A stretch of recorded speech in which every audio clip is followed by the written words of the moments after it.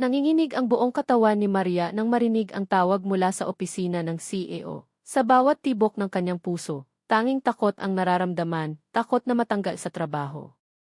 Ang tanging pangarap niya para sa anak na si Ilya, tila guguho na kasama ng kanyang hanapbuhay. Ngunit ang akala niyang katapusan, ang tunay na simula pala at ang susunod na inabot sa kanya ng CEO ay magpapabago ng kanyang buhay sa paraang hindi niya kailanman inasahan. Si Maria ay isang aninong gumagala sa gabi. Sa malawak at modernong pasilidad ng Metrocorp, ang kanyang walis at duspan ang kanyang matapat na kasama. Araw-araw, o gabi-gabi pala, tahimik siyang gumagalaw, naglilinis ng bawat sulok, bawat mesa, bawat sahig.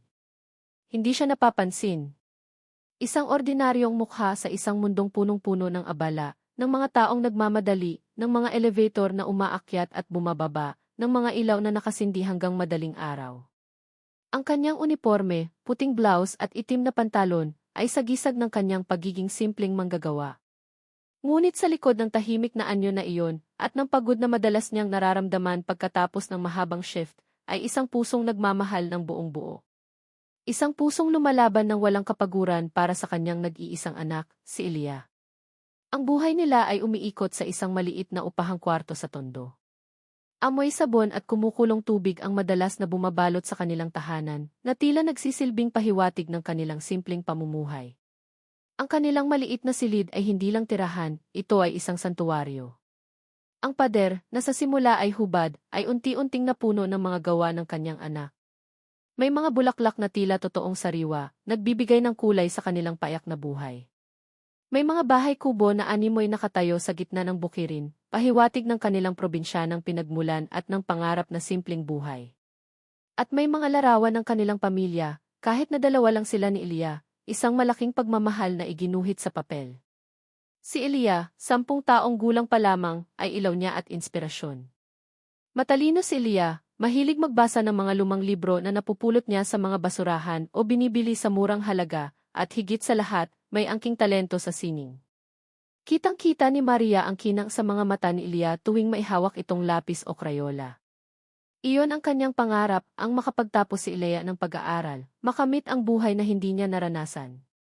Gusto niyang makita ang kanyang anak na may kakayahang bumuo ng sariling pangarap, na hindi na kailangang magbuhat ng mabigat o maglinis ng dumi ng iba. Kaya naman, bawat pagod niya sa paglilinis, bawat patak ng pawis na bumababa sa kanyang noo, ay para kay Ilya. Sa umaga, bago pumasok sa trabaho, kahit nahirap siyang dumilat, tinitiyak niyang may baon si Ilya, may nakahandang almusal, madalas ay pandesal at kape, o minsan ay tirang kanin na may tuyo. Masaya na siya basta busog ang anak. Sa gabi, kahit pagod at ang kanyang mga braso at binti ay nananakit na sa maghapong pagkayod, sisilip pa rin siya sa natutulog na anak. Hahagkan ang noo nito at tahimik na magdarasal para sa magandang kinabukasan ni Ilya. Ito ang normal na takbo ng buhay ni Maria, isang ina, isang janitress, isang nagmamahal na kaluluwa na nakakulong sa tahimik na pagpupunyagi, ngunit puno ng pag-asa. Sa bawat kislap ng bituin sa bintana ng kanilang kwarto, bumubulong siya ng mga pangarap para sa anak, na balang araw ay makakalipad si Ilya, malayo sa kanilang pinagdaanan. Isang gabi, habang nililinis ni Maria ang opisina ni Ginoong Reyes, ang CEO ng Metrocorp, napansin niya ang isang kakaibang bagay sa malaking mesa nito. Hindi ito dokumento o gadget na karaniwan niyang nakikita, na madalas ay nakakalat at naghihintay na ayusin niya. Ito ay isang maliit na ukit na kahoy, isang detalyadong nipahot, kumpleto sa maliit na hagdan at bintana, at may kaunting bintana na tila nagpapakita ng loob. Napakaganda ng pagkakagawa, ang bawat linya at kurba ay tila pinagplanuhang mabuti. Ang amoy ng kahoy ay sariwa pa, tila kakaukit lang. Napahinto si Maria, napako ang kanyang tingin. Ito ay naiiba sa lahat ng nakikita niya sa opisina na iyon, mga modernong disenyo, makintab na kagamitan, at malamig na metal. Ang ukit na iyon ay may dalang init, isang pagiging likas. Naalala niya si Ilya. Maraming beses nang hiniling ni Ilya na gumawa sila ng ganitong ukit mula sa kahoy, gamit ang mga pinulot nilang piraso ng kawayan o lumang kahoy. May kakaibang koneksyon silang mag-ina sa sining, kahit na si Ilya lang ang tunay na may angking galing at si Maria ay tagahanga lamang ng mga likha ng anak. Ang nipahot ay isa sa mga paboritong iguhit ni Ilya, sumisimbolo sa simpleng buhay na kanilang pinangarap sa probinsya. Maingat niyang inilagay ang ukit sa gilid ng mesa, tiyak na makikita agad ni Ginoong Reyes. Ayaw niyang masira o mawala iyon dahil sa tingin niya, ito ay may malaking halaga, hindi sa pera, kundi sa damdamin. Hindi niya inakala na ang maliit na bagay na iyon, ang simpleng paglipat lamang, ang magiging simula ng lahat. Ang pagtuklas niya sa ukit na iyon ay tila isang maliit na crack sa pader ng kanyang pag-iisip, nagpapahintulot sa isang sulyap sa hindi inaasahang pagkatao ng CEO. Kinabukasan, habang abala si Maria sa paglilinis sa koridor na malapit sa opisina ni Ginoong Reyes, napansin niya ang CEO na tila may hinahanap. Nakita niyang naglakad ito papunta sa mesa, kinuha ang ukit na kahoy at tinitigan ito ng matagal. May bahid ng kalungkutan, o marahil ay pangulila, sa kanyang mga mata. Hindi ito ang mukha ng isang abogadong nagdedesisyon ng milyon-milyong transaksyon, kundi isang tao na may mas malalim na pinanghugutan. Nang sumunod na araw, laking gulat ni Maria nang makita niya si Ginoong Reyes na nakaupo sa kanyang upuan, hindi gumagamit ng computer, kundi abala sa pagguhit sa isang malaking sketchpad. Ang kanyang mga kamay ay gumagalaw ng mabilis at tiwala, at nakita ni Maria ang isang bahay na tila lumalabas sa papel, may kalakip na mga puno at burol. Tila may ibang mundo si Ginoong Reyes, malayo sa mga board meetings at financial reports.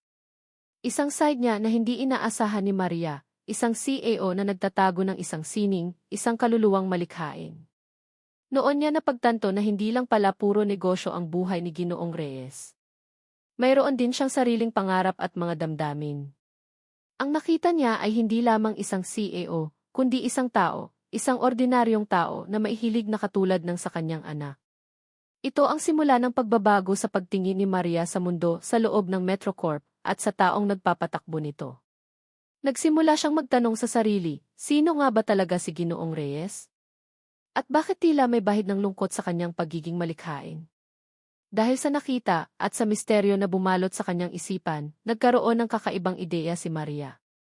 Sa kabila ng kanyang pagiging mahiyain at ang matinding takot na baka mapagalitan siya, baka mawalan pa siya ng trabaho kung sakaling hindi magustuhan ni Ginoong Reyes ang kanyang ginawa, naglakas loob siya. Ito ang kanyang hiya na pumipigil sa kanya, ang takot na lumagpas sa kanyang lugar bilang janitress. Ngunit may bumulong sa kanyang kalooban, isang pagnanais na ipahayag ang kanyang paghanga sa sining ni Ginoong Reyes. Kumuha siya ng isang maliit na sticky note mula sa desk ng sekretarya. Sa halip na isulat ang kung ano, dahan-dahan niyang iginuhit ang isang simpleng puno na may mga dahon na parang lumilipad sa hangin, kasama ang isang maliit na ibon na lumilipad patungo sa araw. Hindi ito perpekto, malayo sa mga gawa ni Ilya, ngunit galing ito sa puso. Inilagay niya ito sa ibabaw ng sketchpad ni Ginoong Reyes, pagkatapos ay mabilis na lumabas ng opisina, halos kinakabahan sa kanyang ginawa. Ang kanyang puso ay kumalabog, iniisip ang posibleng reaksyon ni Ginoong Reyes. Kinabukasan, nang linisin niya ang opisina, wala na ang sticky note. Nagtaka siya. Nakita kaya ito ni Ginoong Reyes? Nagustuhan kaya? O itinapon lang? Hindi niya alam. Subalit, may kakaibang pakiramdam na bumalot sa kanya, isang kislap ng pag-asa. Mula noon, sinimulan niyang ayusin ang lugar ni Ginoong Reyes nang may mas malalim na pag-aalaga at atensyon sa detalye. Hindi lang basta paglilinis. Palagi niyang sinisiguro na ang kanyang mga panulat ay nakaayos ayon sa kulay, ang mga papel ay nakasalansa ng maayos, at ang kanyang desk ay walang bahid ng alikabok, na tila nagbibigay ng tahimik na pahinga sa kanyang abalang araw.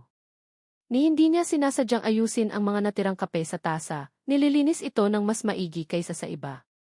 Mga maliliit na gawa ito, na tila walang saysay, ngunit para kay Maria, ito ay isang paraan ng pagpapahayag ng kanyang pagmamalasakit. At ang mga maliliit na gawa ni Maria ay hindi napansin. Nakita ni Ginoong Reyes ang tahimik na kaayusan at ang mga misteryosong guhit. Nagsimula siyang mag-iwan ng mga bagong sketch sa mesa, tila naghihintay ng tugon, na tila isang lihim na laro sa pagitan nila. Minsan, isang simpleng disenyo ng bulaklak, minsan naman ay isang bahagi ng isang mukha na tila may malalim na ekspresyon. Ang bawat guhit ay may kakaibang pagiging malungkot ngunit maganda. At bawat umaga, masaya si Maria na makita ang bagong guhit, pakiramdam niya ay mayroon silang lihim na koneksyon. Sa kanyang bahagi, minsan ay nag-iiwan siya ng maliit na piraso ng papel na may iginuhit na bahay kubo, ang kanyang paboritong iguhit ni Ilya, o kaya naman ay isang ulap na may ngiti o isang bituin. Ito ay naging isang tahimik na pag-uusap sa pagitan ng CEO at ng janitress, isang koneksyon na nabuo sa pamamagitan ng sining at tahimik na pag-unawa. Tila nagpapalitan sila ng mga damdamin at kwento ng walang salita, tanging sa pamamagitan ng mga simpleng guhit. Ang bawat guhit na iiwan niya ay may kaunting panginginig ng kamay, may halo ng pag-asa na sana ay magustuhan ni Ginoong Reyes, na sana ay maintindihan nito ang kanyang tahimik na mensahe. Ang tahimik na pagpapalitan ng mga guhit at kaayusan ay naging bahagi ng kanilang pang-araw-araw na gawain, isang sikreto na nagbigkis sa kanila. Patuloy na nag-iiwan si Ginoong Reyes ng mga bagong sketch, at patuloy na sumasagot si Maria ng kanyang sariling maliliit na obra. Naging isang uri ito ng pen pal system, pero gamit ang mga lapis at papel, sa pagitan ng isang matagumpay na CEO at isang janitress na ang tanging yaman ay ang kanyang anak. Sa bawat guhit na iniwan ni Ginoong Reyes, tila mas lalong naunawaan ni Maria ang lalim ng kanyang pagkatao. May bahid ng kalungkutan sa ilang guhit, may kagalakan sa iba, at may pag-asa sa marami. Nagkaroon ng tiwala si Maria, at ang kanyang hiya ay unti-unting nabawasan. Hindi na siya gaanong natatakot na baka mapagalitan. Naging mas bukas siya sa pagpapahayag ng kanyang sarili, kahit na sa pamamagitan lamang ng maliliit na iginuhit. Isang hapon, habang naglilinis si Maria malapit sa opisina ni Ginoong Reyes, isang gawain na halos naging bahagi na ng kanyang ikalawang trabaho, dahil mas matagal na siyang nananatili sa lugar na iyon kaysa sa ibang mga opisina. Hindi niya sinasadyang marinig ang pag-uusap nito sa telepono. Ang pinto ay bahagyang nakabukas, at ang boses ni Ginoong Reyes ay bahagyang malakas, puno ng emosyon. Narinig niyang binabanggit niya ang kanyang yumaong ina at ang pagmamahal nito sa sining. Gusto niya sanang ipagpatuloy ko ang kanyang legacy, ang narinig ni Maria na sinabi ni Ginoong Reyes, may bahid ng lungkot sa kanyang tinig. Ang kanyang pangarap na makita ang sining na umusbong pero mahirap pagsabayin ang responsibilidad sa kumpanya at ang aking personal na pagnanais. Ang bawat araw ay puno ng mga desisyon, ng mga board meetings, at ang sining ay tila nagiging isang libangan lamang. Naramdaman ni Maria ang sakit sa puso ni Ginoong Reyes.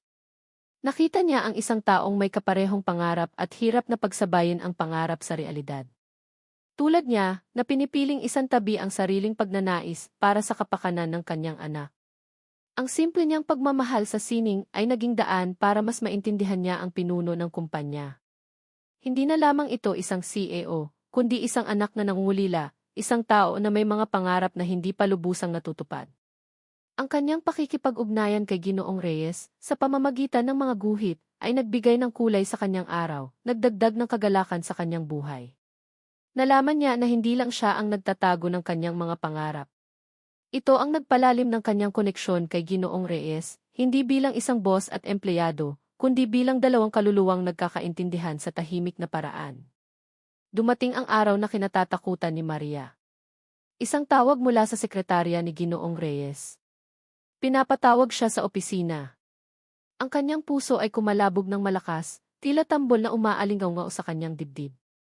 Nanginginig ang kanyang mga kamay habang naglalakad sa mahabang pasilyo, patungo sa pintuan ng CEO. Ang bawat hakbang ay parang isang mabigat na tanikalang humahatak sa kanya pababa. Ang kanyang mga paa ay halos hindi na niya maramdaman, tila nakalutang sa hangin. Paulit-ulit sa kanyang isip ang tanong, may nagawa ba akong mali? Nalaman ba niya ang tungkol sa mga guhit at galit siya? Bakit kaya ako ipapatawag? Sa bawat hakbang, nararamdaman niya ang matinding takot na baka tuluyan na siyang mawala ng trabaho, ang tanging hanap buhay niya para sa kanyang anak. Ang pangarap niya para kay Leah ay nakasalalay sa trabahong iyon. Naisip niya ang kanyang anak, ang kanyang maliliit na kamay na gumuguhit ng mga bahay kubo, at ang kanyang puso ay kumirot sa posibilidad na maputol ang kanilang mga pangarap. Pagpasok niya sa opisina, nakaupo si Ginoong Reyes sa kanyang mesa, may hawak na isang malaking folder. Ang kanyang ekspresyon ay seryoso, at ang kanyang mga mata ay diretsong nakatingin kay Maria. Malalim ang tingin nito kay Maria, na tila bumubusisi sa kanyang kalooban. Umupo ka, Maria, malumanay na sabi ni Ginoong Reyes. Ang kanyang tinig ay kalmado, ngunit para kay Maria, ito ay parang tunog ng martilyo na bumabagsak, nagpapahiwatig ng isang masamang balita. Ang buong opisina ay tila umikot at ang hangin ay naging mabigat. Hindi niya alam kung saan siya kukuha ng lakas para magsalita, para harapin ang posibleng katapusan ng lahat. Maria, muling sambit ni Ginoong Reyes, at ang bawat salita ay tila nagpapabigat sa hangin, nagdadala ng mas malalim na kahulugan. Ilang buwan na kitang napapansin. Hindi lang sa paglilinis mo, na napakahusay, ang opisina ko ang pinakamalinis sa buong gusali, at ang mga panulat ko ay palaging nakaayos ng perpekto, kundi sa iyong tahimik na pag-aalaga sa opisina ko. May kakaibang detalye ka sa iyong trabaho. At sa mga guhit, nanlaki ang mga mata ni Maria. Nalaman niya. Nalaman ni Ginoong Reyes ang tungkol sa mga guhit.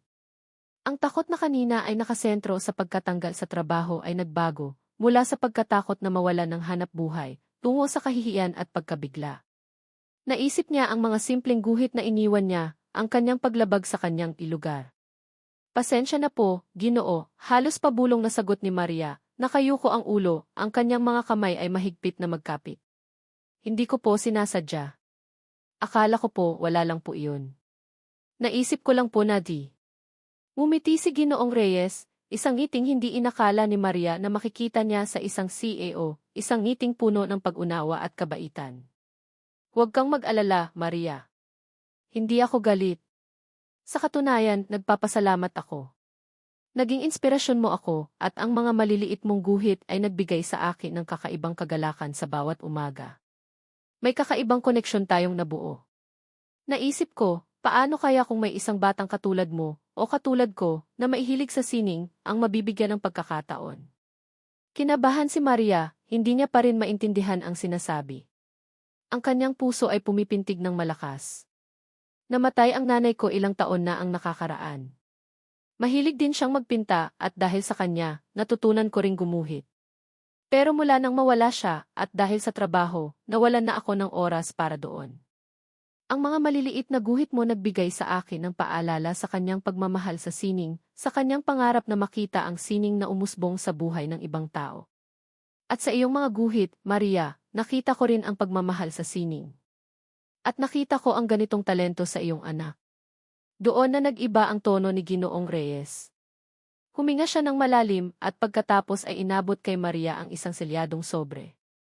Ang Metrocorp ay mayroong scholarship program para sa mga anak ng aming masisipag at dedikadong empleyado. Isa itong lihim na programa na pinangalanan ko sa aking ina, ang Aling Corazon Arts Scholarship. Layunin nito na bigyan ng pagkakataon ang mga batang may angking talento sa sining na makapag-aral at magpursige sa kanilang pangarap nang walang alalahanin sa pinansyal. Naguguluhan si Maria. Scholarship. Para sa anak ng empleyado. Hindi niya alam na may ganoong programa. At nakita ko sa iyong anak, kay Lia, ang kanyang talento. Sa totoo lang, Maria, matagal ko na kayong pinagmamasdan. Ang iyong pagsisikap at ang iyong pagmamahal kay Lia ay hindi lingid sa aking kaalaman.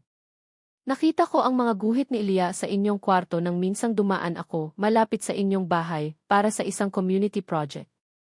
At nakipag-ugnayan ako sa kanyang paaralan, sa inyong kaalaman, para humingi ng kopya ng kanyang mga obra.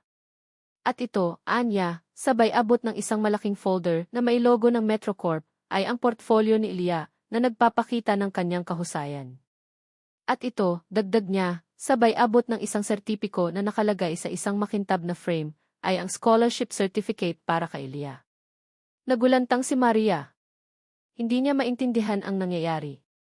Unti-unti niyang binuksan ang folder. Nakita niya ang mga ginuhit ni Lia, ang parehong mga guhit na nasa pader ng kanilang kwarto, ang mga bahay kubo at mga bulaklak, ang mga larawan ng kanilang pamilya. At sa ibaba ang sertipiko. Nakalagay ang pangalan ni Lia at ang salitang Key Full Scholarship Grant.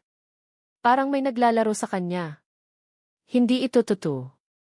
Isa lamang itong panaginip na sa wakas ay nagkatotoo. Ang kanyang bibig ay bahagyang nakabukas, hindi makapaniwala. Lia Scholar, bulong ni Maria, ang bawat salita ay parang isang panaginip na unti-unting nagiging realidad. Ang mga luha ay nagsimulang mamuo sa kanyang mga mata, malinaw na sinasalamin ang liwanag ng opisinang iyon. Nag-angat siya ng tingin kay Ginoong Reyes, ang kanyang mga mata ay unti-unting napuno ng luha, malalim na nagpapahayag ng labis na pasasalamat na hindi kayang bigkasin ng salita. Pero paano po? Paano niyo po nalaman? Paano po ninyo nalaman ang lahat? Tahimik kong pinagmasdan ka, Maria, paliwanag ni Ginoong Reyes, ang kanyang mga mata ay puno ng kabaitan, walang bahid ng pagmamataas. Ang iyong dedikasyon, ang iyong pagmamahal sa iyong anak, kitang-kita ko ito sa bawat kilos mo, sa bawat oras na nananatili ka dito hanggang madaling araw. At ang iyong pag-aalaga sa iyong trabaho. Nakita ko ang inspirasyon na binibigay mo sa iyong anak at ang talento ni Leah. Naisip ko, ang scholarship na ito ay perpekto para sa kanya. Hindi lang ito para sa akin o sa kumpanya, Maria. Isa itong paraan para matulungan ang mga tulad mo na may malaking puso at pangarap para sa kanilang mga anak. Ang pangarap ng aking ina ay mabigyan ng pagkakataon ang mga may talento. At nakita ko ito sa iyong anak. Ito ay isang investment sa kinabukasan ng isang batang may potensyal at sa kinabukasan ng ating komunidad. Ang mga salita ni Ginoong Reyes ay parang isang baha na nagpabagsak sa lahat ng bigat at pagod na matagal ng pasan ni Maria. Isang butil ng luha ang gumuhit sa kanyang pisngi pagkatapos ay sunod-sunod na. Ang kanyang lalamunan ay tila may nakabara, hindi makahinga ng maayos. Nanginginig ang kanyang mga kamay habang hawak ang sertipiko at ang portfolyo ni Leah. Hindi na niya napigilan ang kanyang emosyon. Umupo siya sa silya at doon, sa harap ng CEO, humagulhol siya, hindi dahil sa kalungkutan, kundi sa labis na kaligayahan at pasasalamat. Matagal na niyang pinangarap ang pagkakataong ito para kay Leah, isang pagkakataong akala niya ay imposibleng maabot. Ngayon, narito na. Maraming salamat po, Ginoo, ang tangi niyang nasabi sa pagitan ng kanyang mga hikbi, ang bawat salita ay puno ng taos-pusong pasasalamat. Ang kanyang boses ay nanginginig, halos hindi na maintindihan. Hindi ko po alam kung paano ko po kayo pasasalamatan. Isang himala po ito para sa amin. Ang buhay po ni Leah ang kanyang pangarap, salamat po. Ang kanyang mga kamay ay mahigpit na nakahawak sa mga dokumento, tila ayaw ng pakawalan. Huwag kang magpasalamat, Maria, sagot ni Ginoong Reyes, may ngiti sa kanyang labi na nagbigay init sa silid. Kayo ang dapat pasalamatan. Ang iyong kabaitan, ang iyong tahimik na pagpupursigi, at ang iyong pagmamahal sa iyong anak ang nagbukas ng daan para dito. Isipin mo na lang na isa itong maliit na kapalit sa mga tahimik na gawa ng kabaitan na ibinibigay mo sa mga guhit na nagbigay ng inspirasyon sa akin. Ito ay bunga ng iyong kabutihang loob at ng iyong pagiging isang mabuting ina. Kaya, Maria, maligayang bati sa iyo at kay Leah. May bagong kabanata na nagsisimula para sa inyo. Ang mga huling salita ni Ginoong Reyes ay nagbigay ng kapayapaan sa puso ni Maria. Sa wakas, ang lahat ng pagod, lahat ng hirap, lahat ng sakripisyo ay may katumbas. Mula noon, nagbago ang mundo ni Maria at Leah. Hindi lang basta sa material na aspeto, kundi sa espiritu at pag-asa. Si Leah ay ganap ng nakapag-aral sa isang magandang eskwelahan sa syudad. Ang kanyang talento sa sining ay mas lalong nahasa at kinilala. Ang mga guhit niya ay nagkaroon ng sariling buhay, mas malaya, mas makulay at mas malalim ang kahulugan. Sumali siya sa mga art workshop at exhibitions, at ang kanyang mga obra ay umani ng papuri mula sa mga batikang pintor. Hindi na lamang siya gumuguhit para sa kanyang sarili at sa kanyang ina, kundi para sa mundo. Ang Metrocorp ay nagpatuloy sa pagsuporta kay Leah sa pamamagitan ng Kialing Corazon Art Scholarship na naging inspirasyon para sa iba pang empleyado. Si Maria ay patuloy sa kanyang trabaho sa Metrocorp, ngunit ngayon may mas malaking ngiti sa kanyang mga labi at mas magaan ang kanyang pakiramdam. Ang bawat pagwawalis at paglilinis ay hindi na lamang trabaho, kundi isang pagpapakita ng pasasalamat, isang sagisag ng kanyang natatanging kwento. Ang kanyang mga kasamahan ay nakapansin sa kanyang kakaibang glow. Hindi niya ibinunyag ang buong detalye ng scholarship ni Leah, ngunit ang kanyang kagalakan ay nakakahawa. Si Ginoong Reyes naman ay patuloy na naglilinis ng kanyang opisina, ngunit sa bawat umaga, mayroon na siyang ngiti sa kanyang labi habang nakikita ang malinis at maayos na desk. Minsan, nakakakita pa rin siya ng maliit na guhit, isang bulaklak, o isang paru-paro, na tila nagpapaalala sa kanya ng tahimik na koneksyon na nagpabago ng dalawang buhay. Ang kwentong ito ni Maria at Ginoong Reyes ay isang paalala na ang pinakamalaking pagbabago ay nagsisimula sa pinakamaliit na gawa ng kabaitan na madalas ay hindi napapansin. Minsan, ang mga bayani ng ating buhay ay nasa paligid lang natin, ang janitress na tahimik na gumagawa na ang puso ay puno ng pagmamahal, ang CAO na may nakatagong puso, na nakikita ang halaga ng pagiging tao higit sa lahat, o ang sinumang nagpapakita ng kabutihang loob ng walang inaasahang kapalit.